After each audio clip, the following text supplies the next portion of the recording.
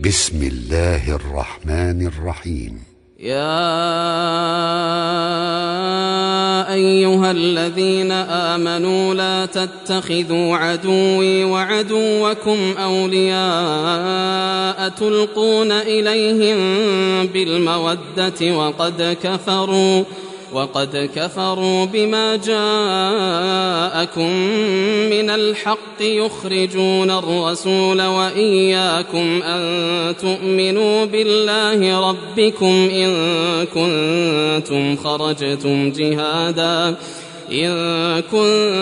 خرجتم جهادا في سبيلي وابتغاء مرضاتي تسرون إليهم بالمودة وأنا أعلم بما أخفيتم وما أعلنتم ومن يفعله منكم فقد ضل سواء السبيل إن يثقفوكم يكونوا لكم أعداء ويبسطوا إليكم أيديهم وألسنتهم بالسوء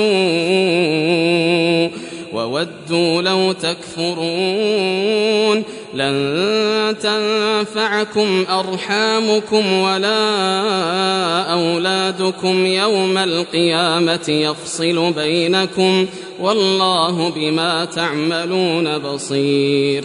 قد كانت لكم أسوة حسنة في إبراهيم والذين معه إذ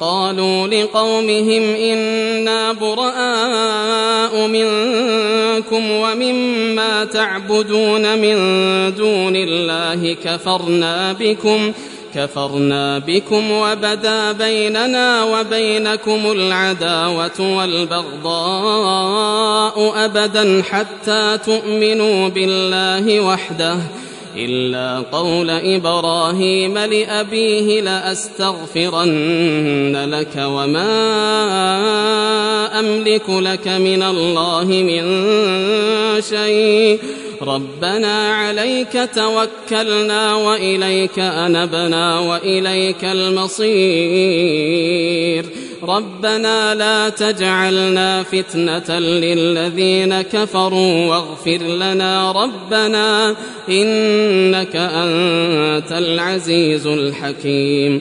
لقد كان لكم فيهم أسوة حسنة لمن كان يرجو الله واليوم الآخر ومن يتول فإن الله هو الغني الحميد. عسى الله أن يجعل بينكم وبين الذين عاديتم منهم مودة والله قدير والله غفور رحيم. لا ينهاكم الله عن الذين لم يقاتلوكم في الدين ولم يخرجوكم من دياركم أن تبروهم وتقسطوا إليهم إن الله يحب المقسطين. إنما ينهاكم الله عن الذين قاتلوكم في الدين وأخرجوكم من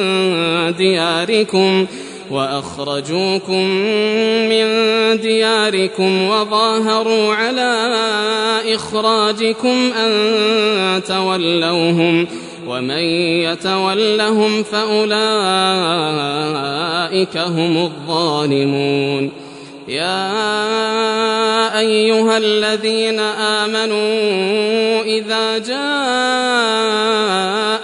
المؤمنات مهاجرات فامتحنوهن الله أعلم بإيمانهن فإن علمتموهن مؤمنات فلا ترجعوهن إلى الكفار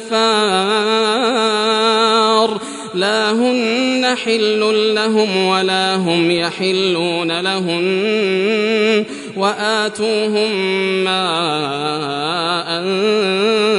أنفقوا ولا جناح عليكم أن تنكحوهن إذا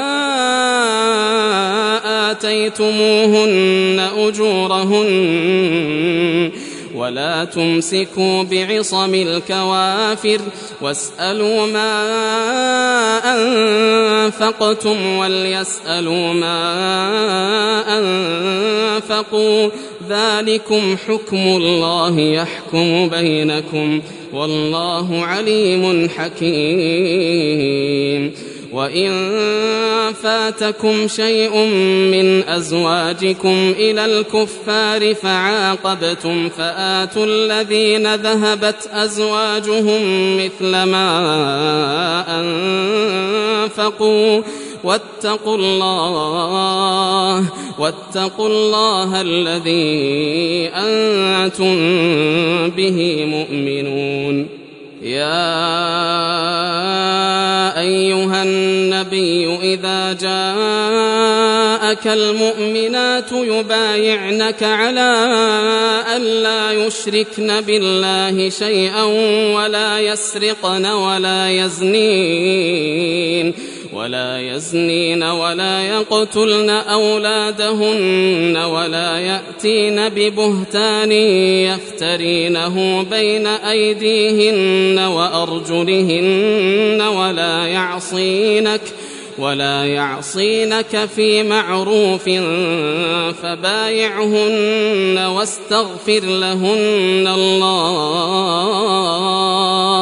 إن الله غفور رحيم. يا أيها الذين آمنوا لا تتولوا قوما غضب الله عليهم قد يئسوا من الآخرة كما يئس الكفار من أصحاب القبور.